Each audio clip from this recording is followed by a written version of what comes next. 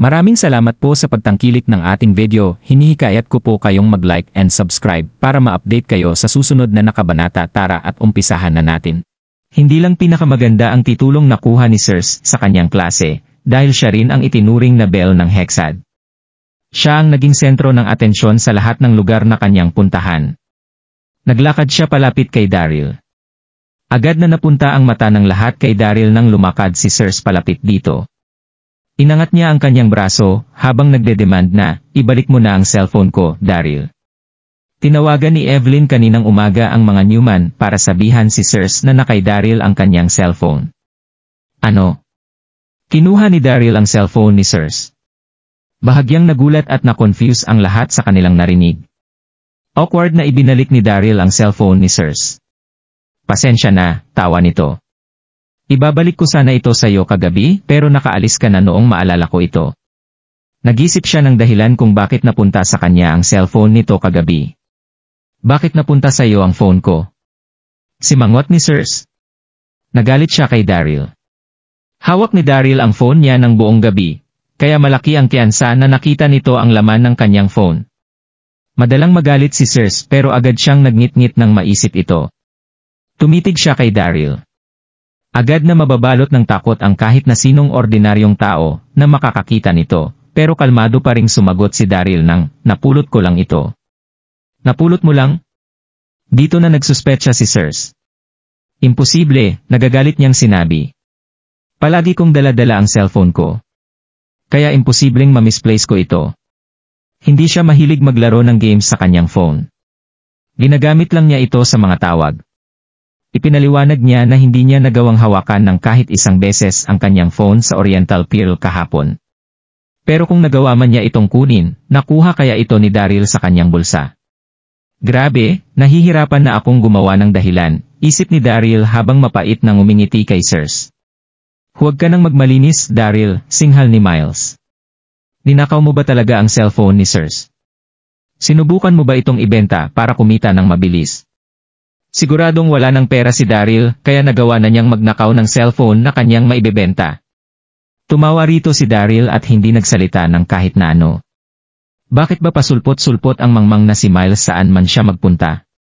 Masyadong naging malakas ang boses nito. Narinig ng lahat maging ng mga estudyante sa labas ng malinaw ang mga sinabi nito. Kaya agad na napatitig ang lahat kay Daryl. Dito na tumayo si Trent at sinabing, alam niyo bang nagkita kami ni Daryl noon sa kulungan? Tawa nito. Hulaan niyo kung bakit siya nakulong. Pinanatili ni Trent ang distansya niya kay Daryl noong una, pero mukhang hindi na maganda ang reputasyon ni Daryl sa klaseng ito. Minamaliit siya ng lahat at itinuturing lang na isang nakikitirang manugang. Kaya ano pa nga ba ang dapat niyang ikatakot? Tumitig ang lahat kay Trent habang nagsasalita. Si Trent ang may-ari ng isa sa mga martial club ng Donghai City, kaya natural lang na maging mainitin ang kanyang ulo. Hindi na maiiwasan ng mga taong kagaya nito na makulong na naging parte na rin ng kanilang mga buhay. Pero naiba rito si Daryl na isang nakikitirang manugang, wala na siyang ginawa kundi tapusin ang mga gawaing bahay, kaya bakit siya makukulong? Bakit? Ngisi ni Miles. Sabihin mo na sa amin. Ano sa tingin mo? Naiinis ng ngiti ni Trent. Dahil sa pagnanakaw niya ng dalawang mga iPhone. Narinig ko rin na naaresto siya pagkalabas niya ng tindahan. May mas mamangmang pa ba rito? Haha! Nakakatawa. Pagnanakaw ng mga phone. Haha! Agad na umingay ang buong klase kakatawa. Ang iba ay halos maiyak na sa tindi ng ginagawa nilang pagtawa. Nakakatawa talaga ang mangmang na ito, nagawa niyang makulong sa pagnanakaw. Habang nagtatawagan, kinamumuhian na tiningnan si Daryl ng ilang mga babae sa kanilang klase. Gaano ba siya kahirap para magawang magnakaw ng mga cellphone? Daryl. Tayo ni Declan habang nangaasar. Mukhang hindi na talaga matatanggal sa iyo ang bagay na yan. Natural na para sa iyo ang magnakaw. Hindi ka ba nahihiya rito ng kahit kaunti? Sinabi mo na napulot mo lang ang cellphone ni Sirs. Magagawa mo bang manumpa na napulot mo lang ito? Hayop! Wala nang matatakbuhan si Daryl. Kaya mapait itong ngumiti at umamin sa kanyang ginawa. Oo na, ninakaw ko ang phone mo kahapon. Napakagat sa kanyang labi si Cersei habang namumuhing nakatingin kay Daryl. Hindi pa niya nagagawang mamuhi sa isang tao kailanman. Ito pa lang ang unang beses na may isang taong nakapagnakaw ng kahit na ano sa kanya. Isang insulto para sa kanya na makasama sa klase ang isang mababang magnanakaw na kagaya ni Daryl. Napakamot si Daryl sa kanyang ulo habang sinasabi na, "Wala na akong pakialam sa kung anong gusto mong isipin sa akin, Cersei. Mayroon akong dahilan kung bakit ko ninakaw ang cellphone mo kagabi. Nalaman ko kahapon sa Oriental Pier na hindi makakapagbayad si Declan sa ating mga kinain. Kaya pinlano niya na pagbayarin ka rito, kaya ninakaw ko ang cellphone mo para hindi mo mabayaran ang bill natin kagabi. Niligtas kita mula sa paggastos ng $20 million. Hindi pa rin nagbago ang itsura ni Cersei kay Daryl.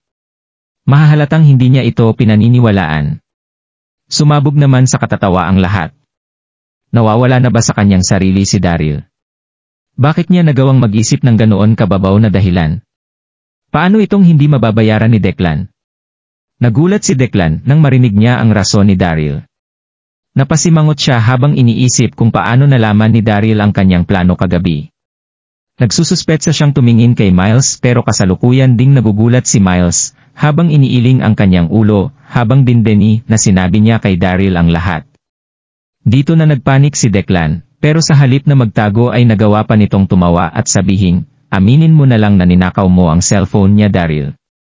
May mas maganda ka pa bang rason maliban dito? Hindi ko ito magawang bayaran. Isa ba akong uri ng tao na walang kakayahang maglabas ng kakarampot na $20 million? Natawa na lang dito si Daryl. Pumasok si Catherine sa classroom.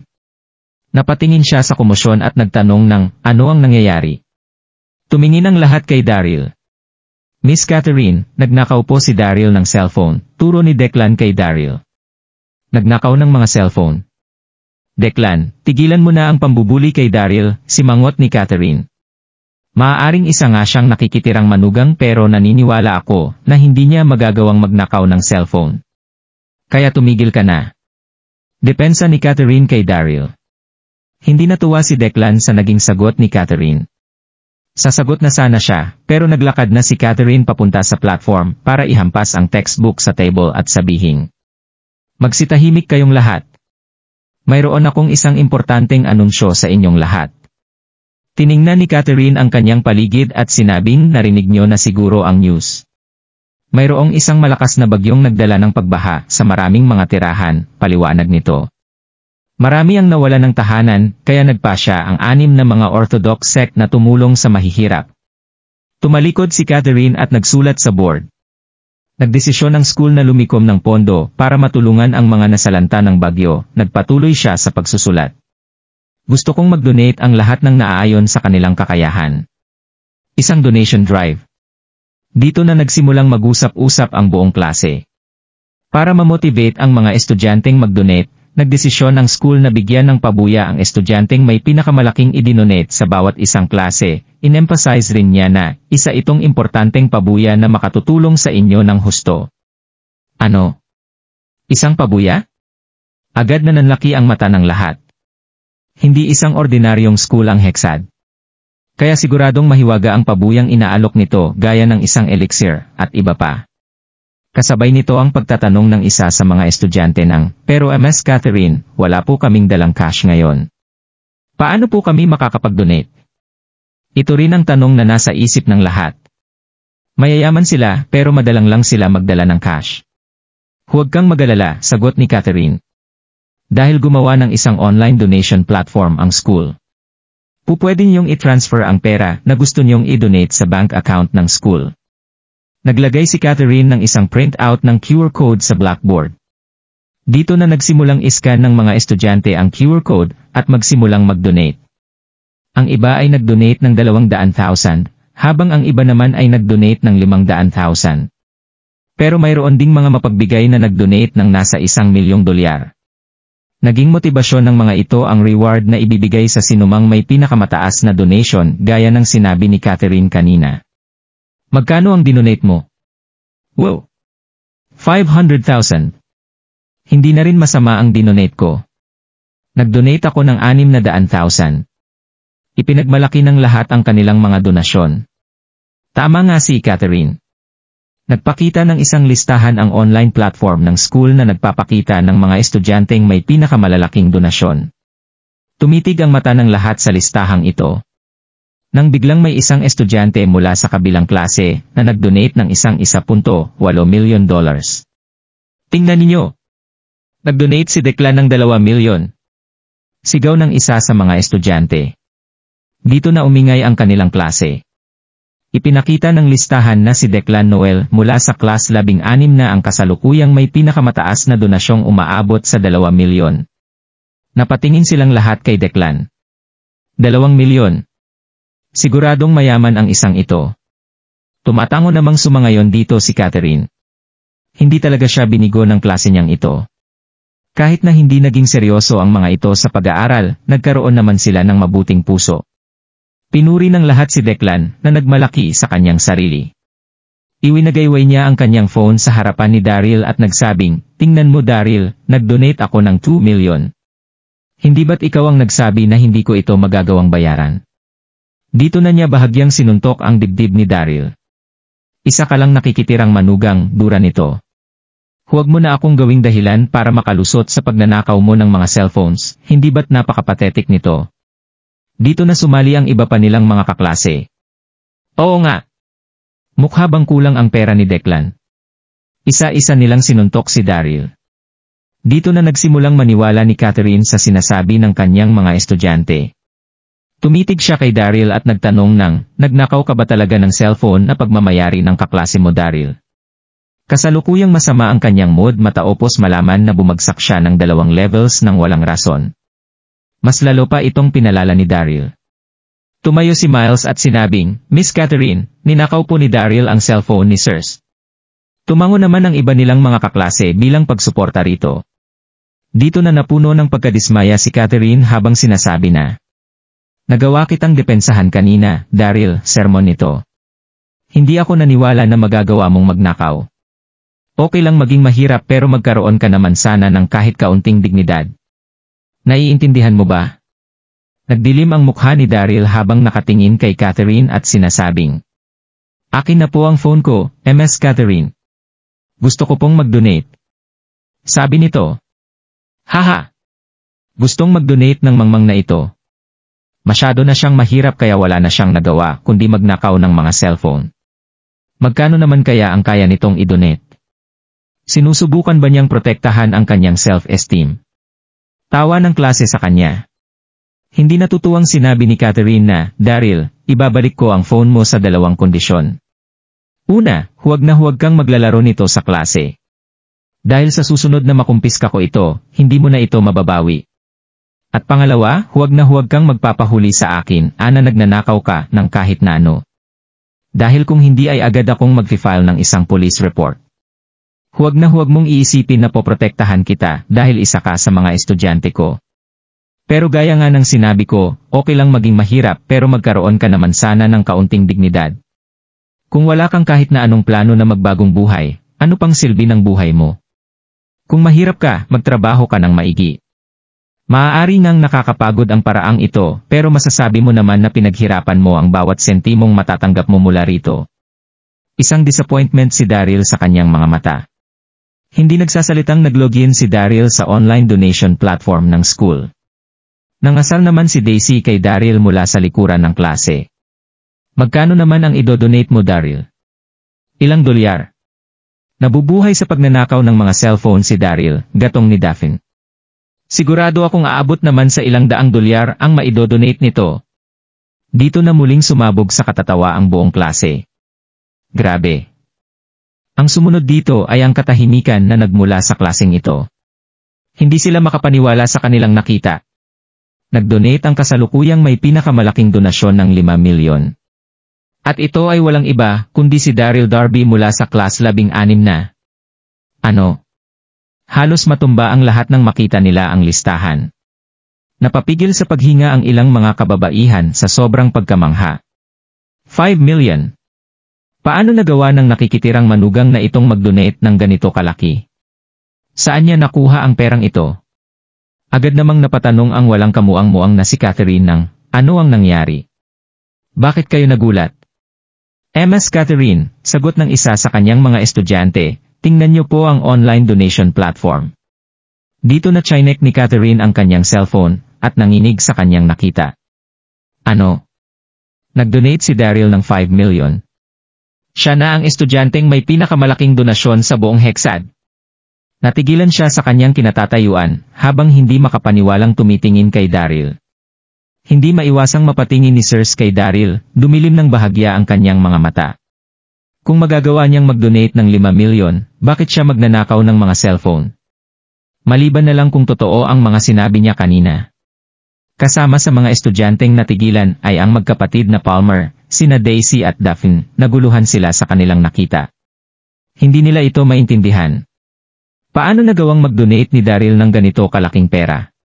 Lumapit si Daryl kay Declan at sinabing, "Sinabi mong mahirap lang ako, Declan, kaya kinailangan kong magnakaw ng mga cellphone," akusa nito. "Sabihin mo nga sa akin kung gaano karaming mga cellphone ang dapat kong nakawin para ma-donate ang 5 milyon na ito." Nabalot ng katahimikan ang lahat. Namula ang mukha ni Declan. Hindi na siya makapagsalita pa rito pero hindi pa rin siya nakukumbinsi. Paano nagawa ng lalaking ito na magkaroon ng ganito kalaking pera? Nag-isip siya sa loob ng isang sandali. At biglang naalala na isa nga lang palang nakikitirang manugang si Daryl kaya siguradong pera ng kanyang asawa ang ginastos nito. Nagngit-ngit ang ngipin ni Declan, kinuha ang kanyang phone, at nag-donate ng karagdagang 5 milyon. Grabe! Nag-donate ulit si Declan ng 5 milyon. Sabi ng isa sa mga estudyante. Dito na muling natigilan ang klase. Maraming mga babae ang tumingin ng may kasamang paghanga kay Declan. Napakamapagbigay talaga ng lalaking ito. Iwinagayway muli ni Declan ang kanyang phone sa harapan ni Daryl at naghahamong sinabing, "Huwag ka nang magkunwari, Daryl." Nangaasar nitong ngiti. "Huwag mong isipin na hindi ko alam na nanggaling talaga sa pera ng asawa mo ang 5 milyon na yan. Natatakot ka na bang masermonan nito pag-uwi mamaya? Kaya nagawa mo ito para iligtas ang iyong sarili." "Naiba ako sayo," pagmamayabang ni Declan. "Tatay ko ang nagbibigay sa akin ng pera, kaya magagawa ko itong gamitin saan ko man gustuhin habang ikaw naman ay dumdepende sa asawa mo. Isa ka talagang talunan. Pero nagawa mo pa ring magpanggap na mayaman." Dito na nagising sa realidad ang buong klase. Oo nga. Isa siyang nakikitirang manugang. Pero saan niya naman nakuha ang perang ito? Siguradong mula ito sa kanyang asawa. Malakas namang bumungis-ngis si Declan dito, habang nagdurugo ang kanyang puso. Nagawa na niyang mag-donate ng 7 milyon. Masyado na itong malaki para sa kanya. Pero nakatingin sa kanya ang buong klase, kaya hindi siya maaring magpatalo. Si Daryl naman, nang hindi pinapansin ang kanyang paligid, ay ngumiti kay Declan at sinabing kung ganoon, magbid tayong dalawa. Dito na muling nag-donate si Daryl. 1 milyon. Dito na napanganga ang lahat. Nagalit at nagulat dito ng husto si Declan. Siguradong ninakaw ni Daryl ang pera ng kanyang asawa.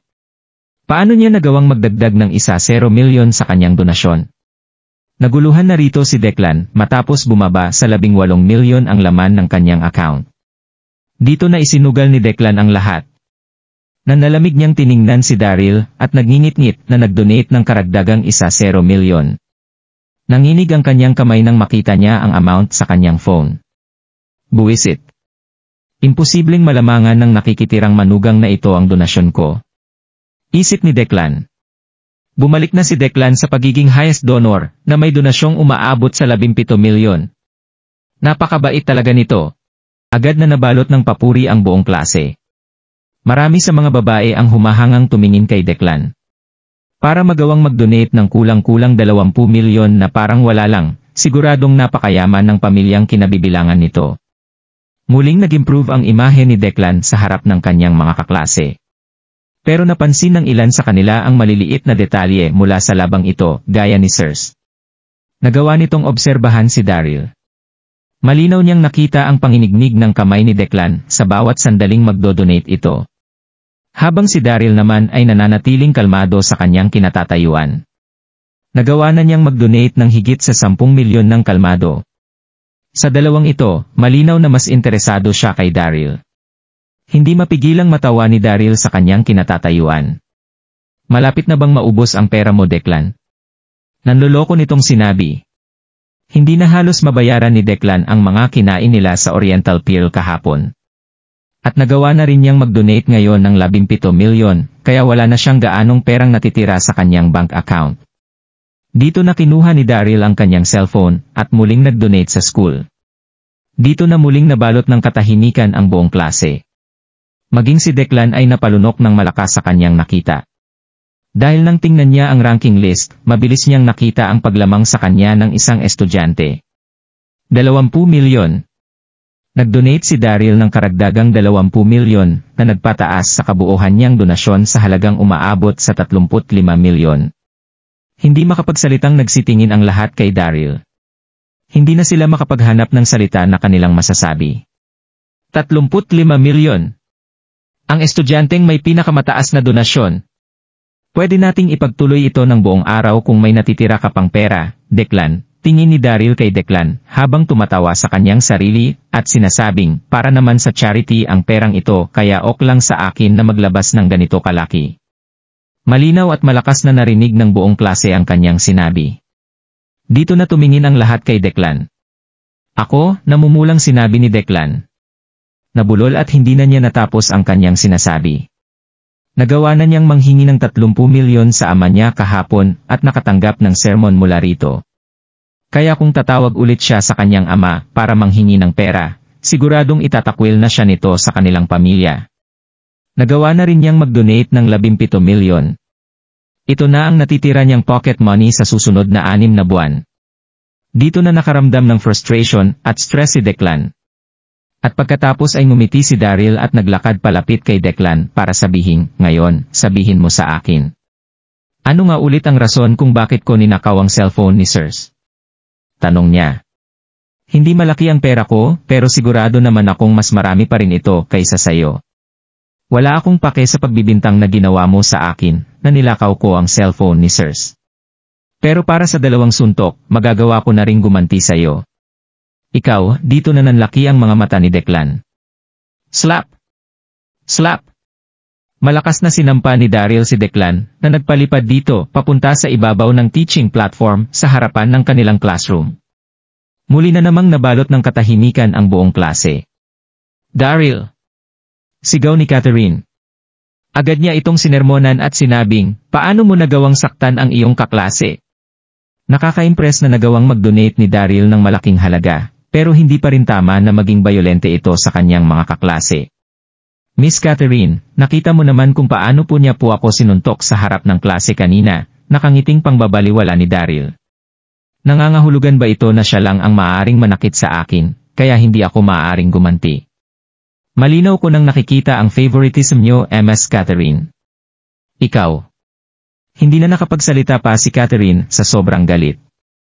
Sinuntok nga siya ni Declan ng 2 beses kanina, pero magaan lang ang ginawa nitong pagsuntok. Pero nagawa pa rin siyang sampalin ni Daryl na napagpatalsik dito sa unahan. Mag-usap tayo sa labas ng classroom, sabi nito.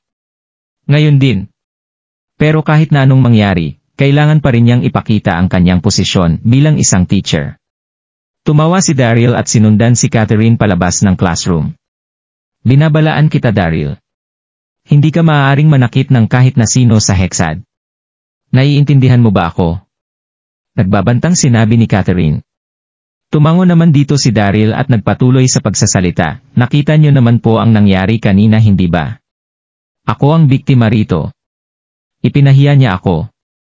Nga po pala, bumaba po ba kayo ng 2 level ngayong araw? Agad itong napansin ni Daryl nang pumasok si Catherine sa classroom. Matapos ipaliwanag ng malinaw sa Infinite Elixir Manual, hindi na naging kasing lakas noon ang aura ngayon ni Catherine.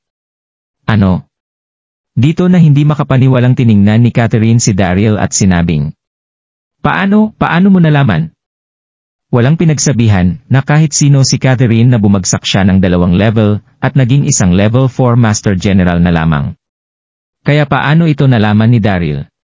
Miss Catherine, tawa ni Daryl habang dahan-dahang nagsasalita. Gaya ng sinabi ko kahapon, mayroong issue ang Spirit Petrification Elixir na ibinigay ni Declan sa inyo kahapon. Pero sa kasamaang palad, walang kahit na sino ang naniwala sa akin. Hindi naman ito sinagot ni Catherine, ninenerbyos niyang kinagat ang kanyang labi. Dahil nga ba talaga ito sa Spirit Petrification Elixir? Kung hindi ako nagkakamali, babagsak ka ng 2 pang level sa bawat sumunod na araw, nagpatuloy si Daryl sa pagsasalita. Ayon sa kasalukuyan mong level, magiging isang ordinaryong tao ka na lang sa loob ng 1 linggo. Dito na nagdilim ang itsura ni Catherine. Agad na nagpakita ang takot sa kanyang mga mata habang nanginginig ang kanyang mga labi. Naghirap siya ng husto para maging isang level 1 Master Marquis. Nagawa pa niyang maging isang elder ng Xiaoyao sect. Nirespeto siya ng lahat ng dahil dito. Kaya sa sandaling bumalik siya sa pagiging isang ordinaryong tao, siguradong mawawala sa kanya ang lahat ng ito. Agad na nagblangko ang isip ni Catherine. Daryl, naisip mo bang sabihin sa akin ang kasinungalingang ito para takutin ako? Singhal niya. Bumalik na siya sa realidad. Narinig niya ang tungkol sa Spirit Petrification Elixir, pero hindi siya naniwala na mayroon itong matinding side effect. Hindi naman na ito ipinaliwanag pa ni Daryl. Wala ka nang magagawa kung ayaw mo pa rin pong maniwala sa akin.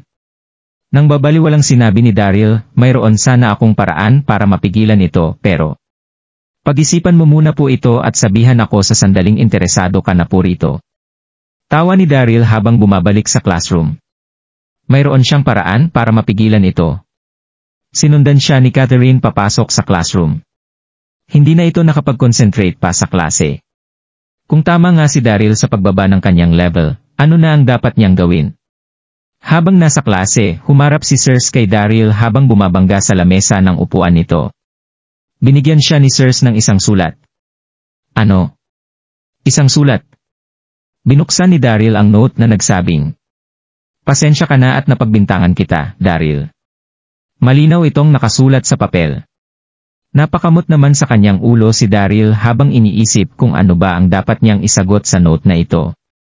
Hindi sapat ang simpleng okay lang para rito. Magmumukha siyang walang manners sa sandaling ito ang isagot niya kay Sirs. Pero magmumukha naman siyang nagrereklamo sa sandaling magsulat siya ng mahaba rito. Dito na biglang nag-vibrate ang cellphone ni Daryl. Tiningnan niya ito at napasimangot sa kanyang nakita. Mayroong higit 10 mga text messages ang kanyang natanggap, nagmula ang lahat ng ito kay Abby Guy. Tinanong niya kahapon si Abby kung naghahanap siya ng gulo kay Dax Sanders. Ito ang naging dahilan kung bakit nakumpiska ni Catherine ang kanyang phone sa klase. Biniksan ni Daryl ang mga text. Naglalaman ang mga ito ng mga paghingi ng tawad ni Abby. Hindi ko na po magagawang hawakan si Dax Sanders sa hinaharap, Master. Huwag ka na pong magalit. Hindi ko na po ulitin ang pagkakamaling ito, Master. Pakiusap, huwag ka na pong magalit. Halos naging iisa lang ang laman ng mga mensaheng ito. Napasimangot naman si Daryl habang sumasagot ng, si Dax Sanders ang isa sa malalapit kong kinakapatid. Kaya sa sandaling ipasok mo ulit siya sa isang gulo, kalaban na ang magiging turing ko sa'yo. Huwag ka nang mangarap na makakuha ng godly pill sa akin. At umasa na magiging isa kitang apprentice. Hindi na rin mapakali si Sirs sa mga sandaling ito. Hindi ba niya nabasa ang sulat ko? Isip nito. Tumingin siya sa kanyang paligid para tingnan ito pero agad siyang natigilan at hindi natuwa sa kanyang nakita. Napansin niya na nakabukas ang kanyang note pero nakalagay lang ito sa gilid ng lamesa ni Daryl habang si Daryl naman ay abalang-abala sa paglalaro ng kanyang cellphone. Paano nito nagawang baliwalain ang kanyang note? Nagalit si Sirs habang nagsisimulang manginig ang buo niyang katawan. Siya ang pinapangarap ng maraming mga lalaki na kanyang nakakasalamuha. Nagawa na niyang iyuko ang kanyang ulo para humingi ng tawad pero nagawa pa rin siya nitong baliwalain. Mahina itong suminghal at tumingin sa ibang direksyon. Nasa kanyang cellphone ang focus ni Daryl. Nagawang bugbugin ni Abby ang kanyang best friend pero nagawa pa rin siya nitong tawagin bilang master, habang humihiling na turuan siya nito ng art sa paggawa ng mga elixir. Isa lang bang 3-year-old na bata si Daryl para ganituhin ni Abby? Habang si Abby, sa kabilang banda, ay nakatanggap ng isang text message mula kay Daryl. Dito na siya nababagabag na sumagot ng, nagkamali po talaga ako, Master. Nangangako po ako na hindi ko na ito ulitin. Tingnan natin, bungisngis ni Daryl. Itinago niya ang kanyang cellphone, at nakalimutan ang tungkol sa note. Dito na siya nag-focus sa pagtuturo ni Catherine sa mga acupoints na matatagpuan sa katawan ng isang tao. Sa tahanan ng mga Darby. Pumayag na rin ang nakatatandang Darby sa request ng Abbess Mother Serendipity. Sumangayon siya na patirahin ang mga tagasunod ng Emi sect sa mansyong nasa tabi ng mansyong tinitirhan ng mga Darby. Matapos makita na puro babae ang mga tagasunod ng Emi, ipinagbawal niya ang pagpasok ng mga lalaking miyembro at tagasunod ng pamilya Darby sa mansyong tinutuluyan ng mga Emi. Kung nagustuhan mo ang mga ganitong video, huwag mong kalimutan mag-like and subscribe. Panoorin mo na rin ang mga naunang kabanata para lalong maubos ang oras mo.